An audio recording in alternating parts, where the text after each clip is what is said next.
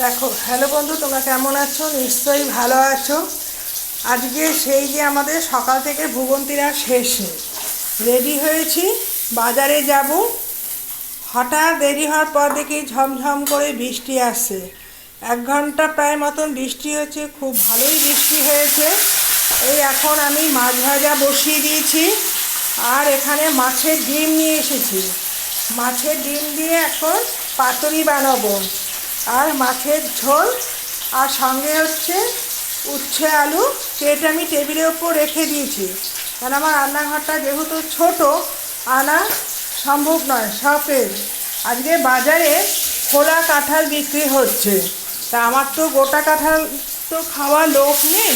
এই দেখো, প্লাস্টিকে করে এনেছি, দেখেছো? ওই প্লাস্টিকে করে কাঁঠাল এনেছি। এখন বসে বসে কাঁঠাল খাবো। এখন গোটা কাঁঠাল আমার বাড়িতে খাওয়া লোক নেই। কাঁঠাল খেতে আমার খুবই ভালো লাগে, এবং কার কার ভালো লাগে আমাকে জানাবে। তা এখন বাড়িতে এই সময় কাঁঠালটা না গলাও হয় না। আর এখন দেখলাম বাজারে একটু ফলের দাম সস্তা হয়েছে, তাও ভাবলাম একটু কাঁঠাল নিলাম। আর নিয়েছি, এই দেখো, টেবিলের ওপর আমি সমস্ত গুছিয়ে রেখেছি। এই যে উচ্ছে আলু ভাজার জন্য উচ্ছে, কুমড়ো আলু, মাছের ঝোলের আলু, আর হচ্ছে পেঁয়াজ, আদা, রসুন সব রেখে দিয়েছি। বলেছিল মা একটু ফ্রাইড রাইস করো, কিন্তু আমি আজকে চিকেন আনতে পারলাম না, কেননা চিকেনের দোকান এখনও খোলেনি। আর তারপরে এখন কী হচ্ছে, বিট বলছি, ক্যাপসিকাম, বিনস, গাজর সব এনে রেখেছি। না ভেবেছি, ওকে বলছে তোকে ডিম দিয়ে আমি করে দেব।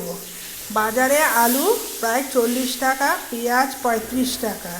বলো, লোকে কে কে খাবে? সাধারণ গরিব মানুষের কথা চিন্তা করে কেউ আর ভাবে না। কিন্তু আগে আমি 2 কেজি করে আলু আনতাম, আজকে আমি আলু মাত্র 1 কেজি। বলেছি 1 কেজি আলু দিয়ে আমাকে 7 দিন চালাতে হবে। কি মহা বিপদ! আর এখানে আমি চাল ধুতে দিয়েছি। বিপদের পর বিপদ। আজকে কোথায় কলের পাইপ ফেটে গেছে, পুরো জল মানে একদম লালে লাল। সেই জলে তো কাজ করা যাবে না, কাপড় কাচা, চান করা কিছুই হয়নি। 12টা বেজে গেছে, কখন যে কাজ হবে জানি না। কাজেও 12টা বাজে। আর প্রথম কথা হচ্ছে বৃষ্টি, আর দ্বিতীয় কথা হচ্ছে জল। আজকে আমার কাজ পুরো 12টাই বাজিয়ে দিয়েছে। কী করবো দেখো, এখন মাছ ভাজাটা আমি করছি না, মাছ ভাজাটা আমার মেয়ে করছে। আমি কি মাছটা আমাকে ভেজে দাও, আমি পরে আস্তে আস্তে রান্না। খেয়েছিস তেলের ছেটা? বেশ ভালো। আর সারাদিন খালি দৌড়ঝাঁপ। একবার বলি গরম, এখন আসলো বৃষ্টি। মানে বৃষ্টির মধ্যে যদি ছাতা সাথে না নাও, তাহলে দাঁড়িয়েই থাকতে হবে। বৃষ্টির অবশ্য ছাতা নিয়ে গেছি, বৃষ্টির মধ্যে তারপরে যাওয়ার পর দেখি জোর বৃষ্টি।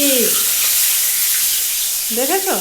মাছ ভাজা খেতে বলেছে আজকে বেশি কিছু রান্না দরকার নেই, মাছের একটু পাতলা ঝোল আর হবে, আর একটু ডিমের পাতুরিটা করে নে, আর সঙ্গে আর বেশি কিছু রান্না করব না। আর যেহেতু আমি উচ্ছে রোজই ভাতের সাথে আমার একটু উচ্ছে থাকে, আর শাক কিনতে এখন খুব ভয় লাগে। বৃষ্টির জল পড়লে যত পোকাগুলি মনে হয় গাছের পাতার ওপর উঠে পড়ে। আমি এখন শাক খেতেও আমার ভয় লাগে, এত ধরে ধরে শাক খাওয়া সম্ভব না। বাজার আজকে একদমই করিনি, সবই দেখি বৃষ্টির জলে ভেজা। কী করব বলো, খেতে তো হবে বৃষ্টির জলে। তার 2 দিনের মতন তরকারি নিয়ে এসেছি, মানুষের টেবিলে ভাত খায়। আজকে আমার ভাতের বদলে সবজিকে রেখে দিয়েছি, এখনও গুছানো হয়নি, কারণ এগুলো সব আমি পাখা চালিয়ে শুকাতে দিয়েছি। পাখাটা এখন বন্ধ করে দিয়েছি। আর কি করব বল, কিছু করার নেই। এখন সেই তো জল, সমস্ত কল খুলে জল পরিষ্কার করলাম। জানি না কেন আজকে এরকম হয়েছে, কিছুই বলা যাচ্ছে না। তাই ভেবেছিলাম রোববার করে আমি বেসিন টেসিন পরিষ্কার করি, আজকে আমার কোনো কাজ হয়নি। দেখেছো? এই দেখো, সমস্ত কাজ আমার পড়ে আছে। তখন আমি বললাম কি, ঘরে বিস্কুট আছে, আর বিস্কুট আর জল খেয়ে থাক, আজকে আমি রান্না করবো না। তখন বললো কেন মা, মাছ ভাজাগুলো কি করবে? আল্লাহ হ্যাঁ, মাছ ভাজা দিয়ে ভাত খা, মাছ ভাজা দিয়ে ভাত খা। বললো মা খিচুড়ি করো। আনলাম মাছ ভাজা দিয়ে খিচুড়ি করা যায়, কিন্তু এই গরমের মধ্যে না খিচুড়িও খাওয়া যায় না। আর আমি যখন পাতুরিটা রান্না করব তোমাদের সঙ্গে শেয়ার করব। মাছ ভাজতে আমি একটু দিয়ে দিয়েছি।